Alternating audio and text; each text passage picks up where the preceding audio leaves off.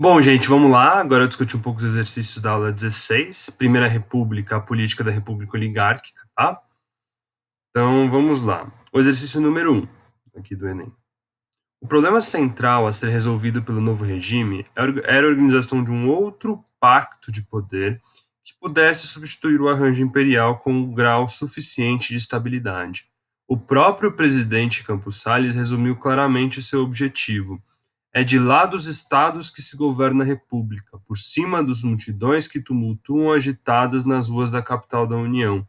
A política dos estados é a política nacional. Nessa citação, o presidente do Brasil no período expressa uma estratégia política no sentido de. Então, lembrando aqui uma referência política dos governadores. Então, aquela ideia de que para o presidente governar, ele precisa de um legislativo favorável a ele. Então, governador, ou deputados e senadores que fossem favoráveis a ele. E para garantir que esses deputados e senadores fossem eleitos, ele precisava garantir algum poder na base deles, ou seja, nos estados. Então, por isso que a política partia dos estados em direção à União. Era nos estados que se fazia isso. O presidente não intervia nesses estados, trazia o apoio dessas oligarquias regionais, e em troca, essas oligarquias garantiriam que os deputados e senadores eleitos não fariam oposição ao presidente. Então, essa era a grande estratégia. Então, letra A, governar com adesão popular? Muito pelo contrário, não era esse o objetivo da Primeira República, e já viu inúmeros motivos, várias formas de ver que essa Primeira República não tinha a ideia de atrair a população local, tá? Essa grande massa populacional, mas sim um grupo específico. Atrair o apoio das oligarquias regionais? Correto. C, conferir maior autonomia às prefeituras? Não. Diferente do que é hoje a gente tem três esferas no nosso federalismo: a União, o governo federal, os estados e os municípios. O município funciona como um ente federativo à parte, coisa que não ocorria nesse período, tá? Nesse primeiro momento, nossa Constituição é baseada, de alguma forma, no federalismo americano. Nos Estados Unidos, os prefeitos têm muito pouco poder, tá? Eles não têm um grande poder decisório. Democratizar o poder do governo central? Muito pelo contrário, tá? Então não era a ideia trazer vários grupos políticos para o governo federal, mas justamente garantir que essa elite cafeira possa permanecer no poder a partir do momento que ela dá poder a essas elites regionais nos estados, autonomia nos estados. Ampliar a influência da capital no cenário nacional? Muito pelo contrário.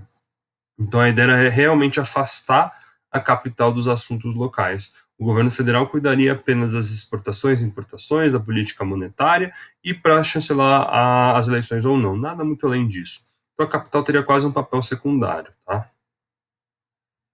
A 2, da FUVEST. Então a charge satiriza uma prática eleitoral presente no Brasil do chamado Primeira República. Tal prática revela a. Então aqui, ó, aquela brincadeira que eu mostrei para vocês. Vamos aqui ampliar. O eleitor, que é o burro, que sabe ler, olha curioso aqui, então a ideia do alfabetizado, sendo puxado pelo político, que vai indicar em que ele vai votar, né? Soberania, essa ideia da soberania nacional, né? Então, quem vai garantir a soberania nacional? Então, é o coronel que vai indicar o que ele vai votar, um pouco essa ideia. Como vai ser constituído o país? Então, vamos lá. A letra A, ignorância por parte dos eleitores dos rumos políticos do país, tornando esses eleitores adeptos de ideologias políticas nazifascistas? Não. Aqui a gente está falando do comecinho do século XX, nazifascismo ainda nem existia, nazifascismo começa a existir na década de 20, então não é essa a ideia. A ausência de autonomia dos eleitores e sua fidelidade forçada a alguns políticos, as quais limitavam o direito de escolha e demonstravam fragilidade das instituições republicanas. Perfeito. Então, por essa prática que a gente viu de que os cafeicultores controlam de alguma forma a política nacional, a gente percebe que não existe práticas republicanas, né, que não há essa separação entre público e privado. Então, a partir do momento que um grupo político sequestra o interesse do que seria o interesse nacional em benefício próprio, essa ideia de república está rompida, tá?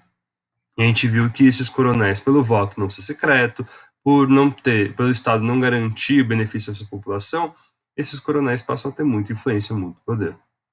Então, restrição provocada pelo voto censitário? Não, a gente viu que era o voto universal.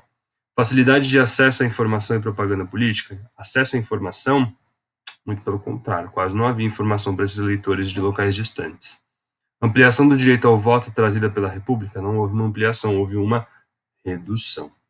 Beleza, gente? Então, esses são os exercícios dessa aula. Espero que tenha ajudado a esclarecer alguma coisa. No mais, é isso. Muito obrigado.